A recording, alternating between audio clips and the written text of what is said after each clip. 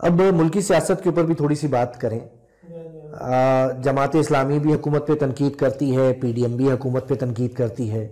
جماعت اسلامی بھی جو ہے وہ اسٹیبلشمنٹ کو طنز اور کرتی ہے اس کے اوپر, اور پی ڈی ایم بھی جو ہے اسٹیبلشمنٹ کے خلاف بیانات دیتی ہے. تو آپ کا اور پی ڈی ایم کا اختلاف کیا ہے؟ اور آپ یا تو پی ڈی ایم کے ساتھ ہو جائیں یا حکومت کے ساتھ ہو جائیں, آپ بالکل ایک الگ رستے پہ چل رہے ہیں, تو پی ڈی ایم اور آپ کا اصل اختلاف کیا ہے؟ یہ واقعتاً ایک ایسا سوال ہے کہ جو لوگوں کے ذہنوں میں پایا جاتا ہے, اور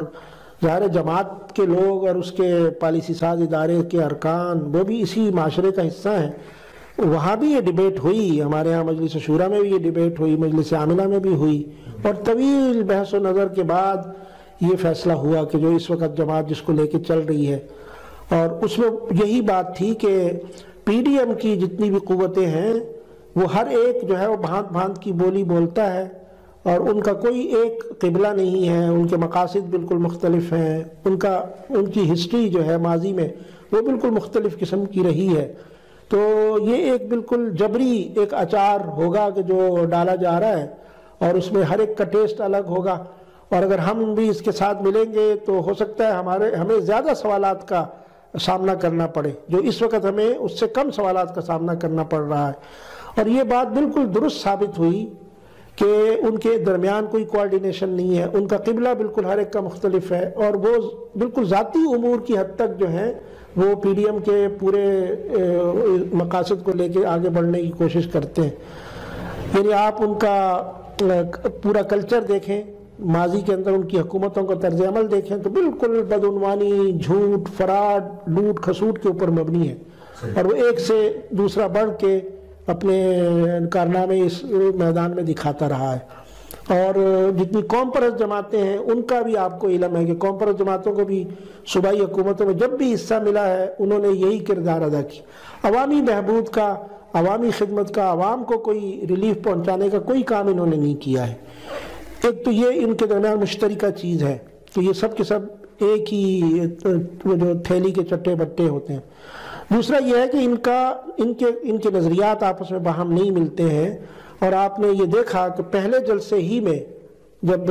نواز شریف صاحب نے کوئی بات کی تو اگلے دن بلاول نے اس سے برات کا اعلان کیا. پھر اس کے بعد اگلا جلسہ جو ہوا اس کے اندر بھی ایک ایسی نئی بات جو ہے وہ کی گئی کہ جس سے کچھ لیڈر نے ناراضگی کا مظاہرہ کیا. پھر کوئٹہ کے جلسے میں ایک ایسے شخص سے یہ ایسی بات کہلوائی گئی کہ جس کا کوئی تعلق نہیں بنتا, یعنی وہ جمعیت علماء پاکستان,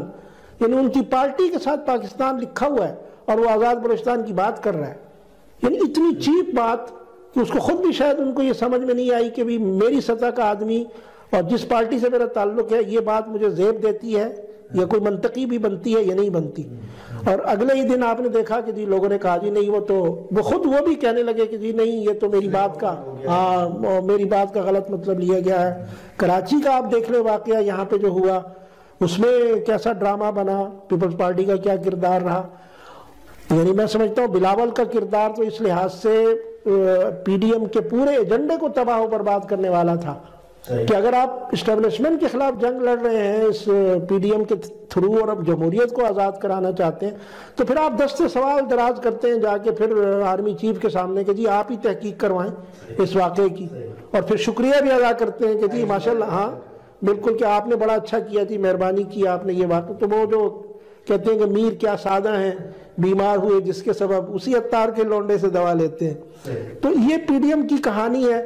ہم نے علیحدہ ہو کے میں سمجھتا ہوں کہ اپنے آپ کو بہت صاف ستھرا رکھا ہے, آلودگی سے ہم بچے ہیں, مختلف ایسے الزامات سے ہم نے اپنے آپ کو محفوظ کر لیا ہے کہ جو اگر ان کے ساتھ ہوتے تو وہ زیادہ شدت کے ساتھ ہمیں ان کا سامنا کرنا پڑتا. اب ہم عوامی بہبود کی بات کرتے ہیں, ہم حکومت کے اوپر پریشر بڑھانے کی بات کرتے ہیں کہ جو آپ نے وعدے کیے تھے وہ آپ کو پورے کرنے چاہیے, آپ نے جو سبز باغ دکھائے تھے ان کو حقیقت کا روپ دینا چاہیے. ہمارا کنسرن یہ نہیں ہے فوری طور پہ کہ آپ بوریا بستر باندھیں اور چلے جائیں. ہم یہ کہتے ہیں کہ ڈیلیور کریں, ہم یہ کہتے ہیں کہ آپ اپنے وعدے پورے کریں, آپ سچائی کی طرف آئیں, آپ اپنے نااہل گروہ کا جو ٹولہ آپ نے جمع کیا ہوا ہے اس کو تبدیل کریں یا ان کی جگہ پہ کوئی اچھے لوگوں کو لے کے آئیں. تو ہمارے مطالبات بالکل ڈیفرنٹ ہیں, اور وہ خالصتاً عوامی بہبود کے لیے ہیں، عوامی حقوق کی آواز بلند کرنے کے لیے ہیں اور عوام کو ریلیف پہنچانے کے حوالے سے ہیں، جبکہ ان کے مطالبات آپ دیکھیں